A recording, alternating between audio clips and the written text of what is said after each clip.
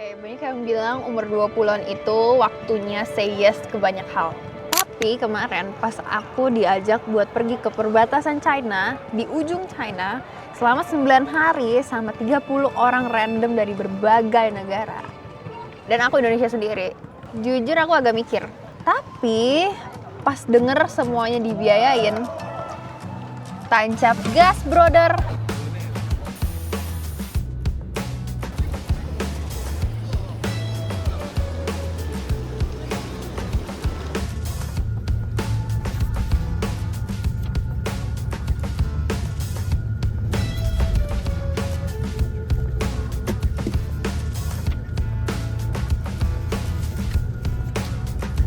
Dan pas landing, kita langsung di drop di hotel bintang 5. Aku shock. Mungkin kalian juga shock. Gimana mahasiswa seperti ini bisa tinggal di hotel bintang 5? Jawabannya adalah karena saya adalah anaknya Bill Gates.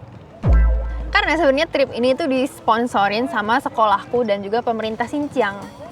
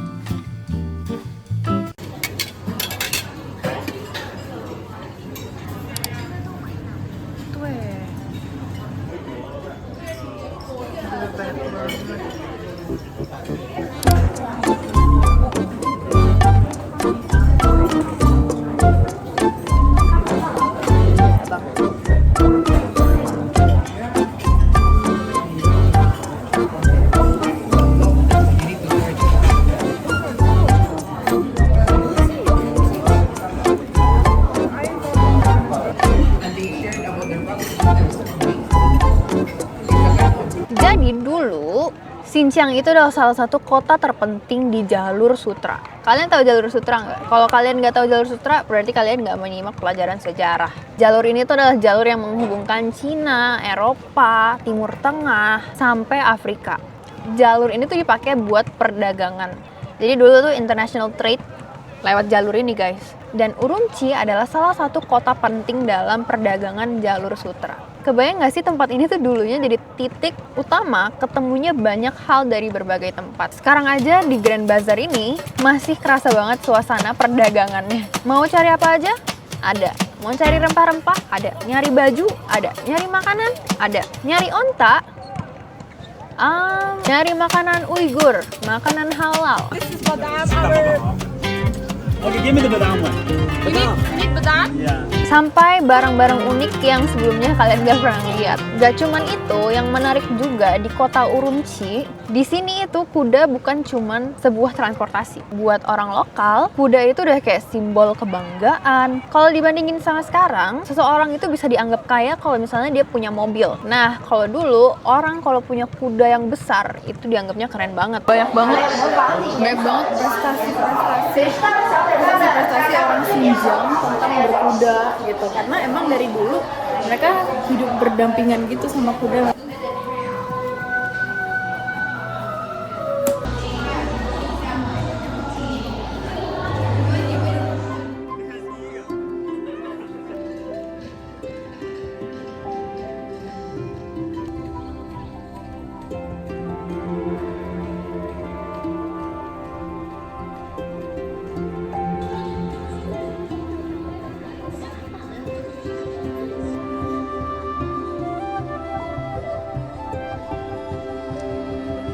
Dan fun fact, Xinjiang itu adalah provinsi terbesar di China yang paling banyak populasi umat muslimnya. Jadi nggak heran, arsitektur di Xinjiang itu banyak banget arsitektur bangunan yang mirip banget dengan arsitektur Timur Tengah. Dan makanan di sini nggak usah ditanya, 90%-nya bisa dibilang halal. Dalam 9 hari perjalanan, kita mampir ke salah satu kota kecil namanya Shihezi. Walaupun kecil sih, tapi kota ini punya peran penting dalam revolusi China. Museumnya aku baca gimana daerah ini tuh dibangun dari nol.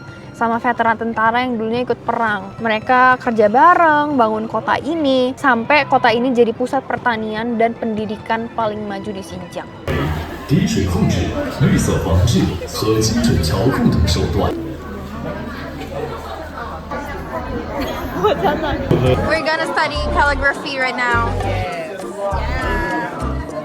Have you tried calligraphy before? I studied calligraphy when I was in primary school. Primary school. Primary school.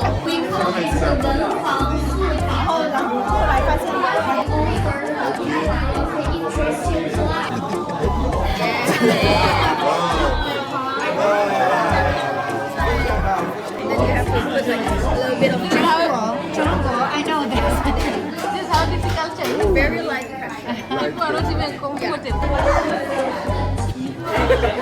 Actually, I can help.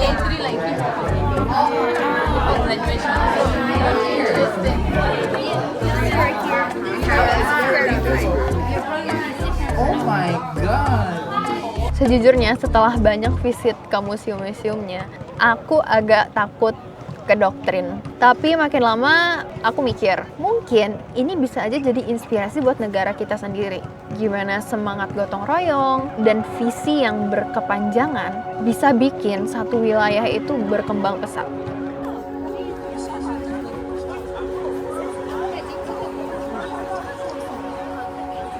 Dan lucunya karena Xinjiang itu letaknya ada di barat China, dan di China itu time zone-nya itu semuanya sama, menyamakan dengan ibu kota yaitu Beijing. Jadi matahari terbenamnya itu jam 9 malam. Dan guess what? Jam setengah 10 malam orang masih ada di luar, di alun-alun joget bareng kayak masih jam 6 sore aja gitu.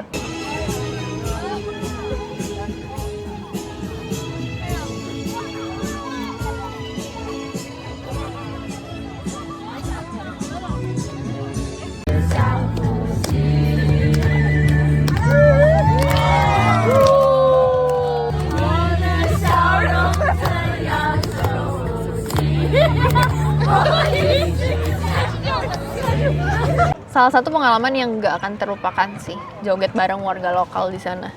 Next, kita pergi ke kota Karamai. Sebenarnya Karamai itu bukan kota turis. Dulunya kota ini tuh tandus, isinya gurun. Tapi sekarang kota ini glow up karena minyak bumi. Kita lagi ada di Heiyousan, Black Oil Mountain. Gila panas banget. Gak ada pohon.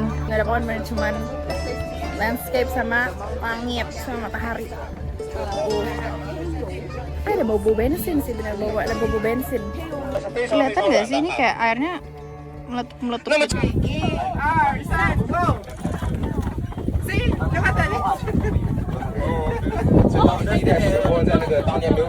Jadi dulu itu di Karamai, cadangan minyak di sini itu banyak banget.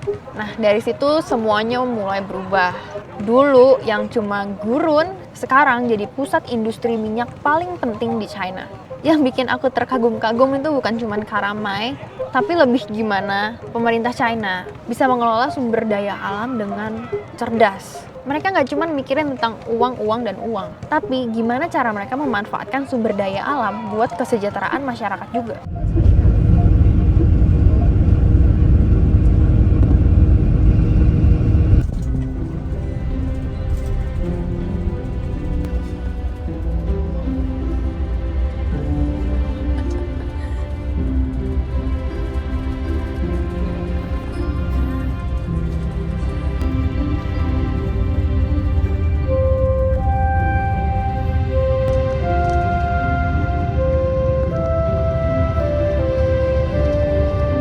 Altai atau sering disebut Altai.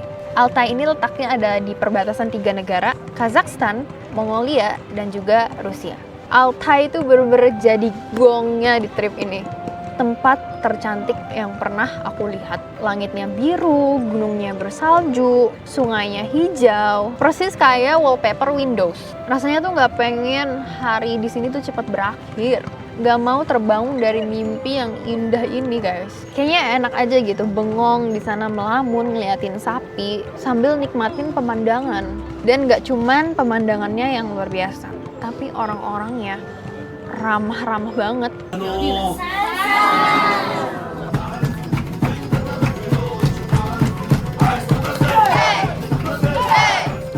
Kita diajak masuk ke rumah tradisional mereka. Kita lihat hasil-hasil buruan mereka. Ini fox, rubah, halus banget. Ini apa ya? Kayaknya sapi deh. Ini halus banget. Oh, dan bahkan di sana ada mamut, guys. Ada fosil mamut.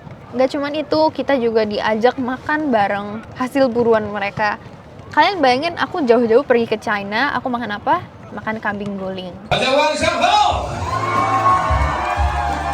欢迎你们来到大美新疆，来到美丽阿勒泰，来到什么神的河舞花园，神的自留地，美丽的雪乡和木村。所以呢，在这里可以品尝贯穿整个中亚大陆的各地美食。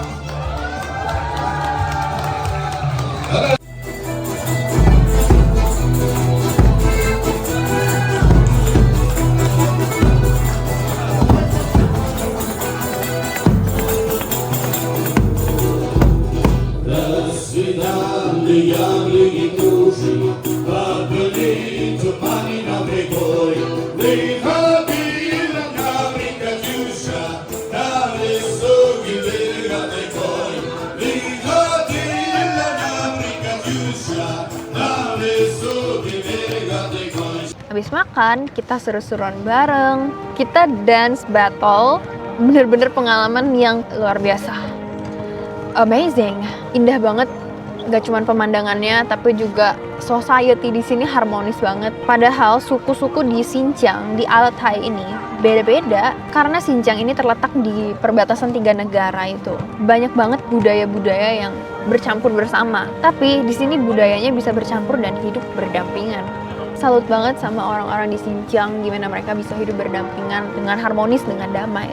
Yes, aku sadar, aku bisa dibilang cukup privilege buat diajak ikut trip ini. Tapi menurut aku sebenarnya orang yang beruntung itu adalah orang yang selalu siap. Jadi ketika kesempatan itu datang, mereka nggak ragu buat ngambil. Makanya buat kita yang masih muda, jangan takut buat coba banyak hal. Siapa tahu di ujung jalan yang kalian pilih, di ujung keputusan yang kalian pilih, ada kenangan, ada pelajaran yang nggak akan terlupakan. Banyak say yes ke banyak hal baru, karena hidup itu bukan cuma sekedar nunggu kesempatan, tapi gimana cara kita bikin kesempatan yang kita dapat bermakna.